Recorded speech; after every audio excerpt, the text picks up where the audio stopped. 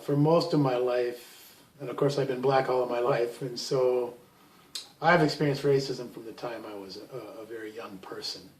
My parents moved in an all-white neighborhood in Minneapolis, Minnesota.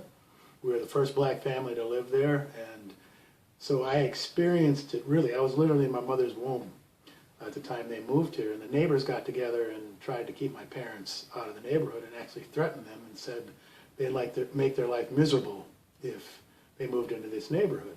And so I came into the world in that environment. And so I've experienced racial issues from the time I was a child. In fact, a lot of my childhood memories are around feeling not wanted, feeling out of place, feeling different.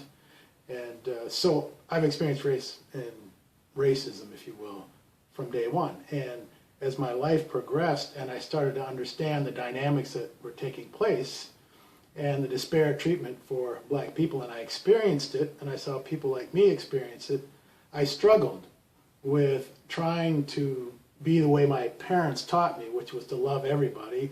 They taught me about the oneness of the human family, but yet I'm having these experiences that are making me angry, that are frustrating me, that are making me feel, or I'm allowing them to make me feel less than. And so I'm going throughout my life struggling with this, trying to figure out how to balance trying to love people but having these frustrations. And I'm not doing a very good job. And then I go into a field, which is race relations, which is what we're doing, is trying to improve race relations. And I'm bumping up against these brick walls of predominantly white folks saying this isn't an issue, or treating me like I'm crazy, or I'm oversensitive, or why do you bring race into everything? So trying to combat that constantly and trying to, again, be positive, be open, and it wore me down. I mean, my parents taught me from an early age that religion and spirituality were ways that we transcend and transform and change our lives. But as a kid, I couldn't really incorporate that. I didn't understand what that meant. But when I got to this level of frustration, I started thinking more about what is the role that spirituality or religion could play in helping me look at this from a different vantage point.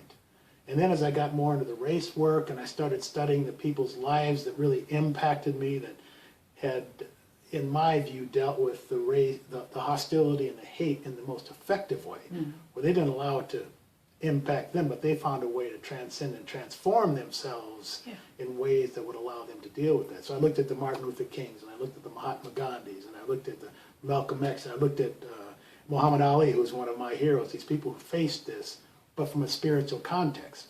And then I looked at how they were able to transform their lives to not only deal with the racism, but to deal with it from a sense of power, the power of love, the power of, they drew on a strength that was greater than themselves. And because they were able to draw on that strength, they were able to influence people, they were able to impact people's hearts. And so the concept of like suffering, Dr. King talks about unmerited suffering being redemptive, okay? And taking that on as a way to transform other people's hearts. And you know, when you read that at first, you think, oh man, no, that's not me. But then when you see the quality of their lives and what they were able to do because they were able to transform that pain, I said, I want that. And I want to begin to understand what kind of discipline, spiritual discipline, that I need to engage in to actually be able to attract those qualities, develop those qualities, so I can have the most impact on transforming the situation, but also to sustain my mental health.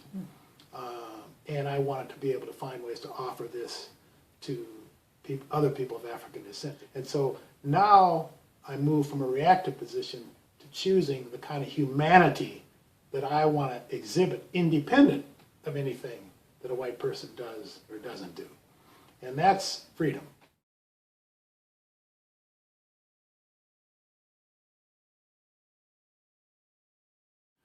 I think I had to understand something some time ago, that there's emotional responses to race and there's spiritual responses to race, and they're not the same thing. And so my sense has been that blacks and whites have engaged in what I call emotional combat from the beginning, one way or another. And our relationships are characterized by that emotional combat because of what I call the history of hurt, the history of injury, the history of pain, the history of oppression. And so that dynamic has characterized our relationship for the most part. I mean, there's also positive relationships, but that's a thread, if you will. And so we have these knee-jerk, deep, profound emotional responses. There's guilt, there's shame, there's anger, there's frustration. And we deal with each other within that realm.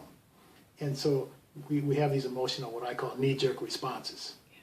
But then there's a spiritual response that transcends those. It takes you to another vantage point that says, okay, I'm not going to operate in the anger, frustration, injury mode. I'm going to take myself to a transformative level and operate from that level.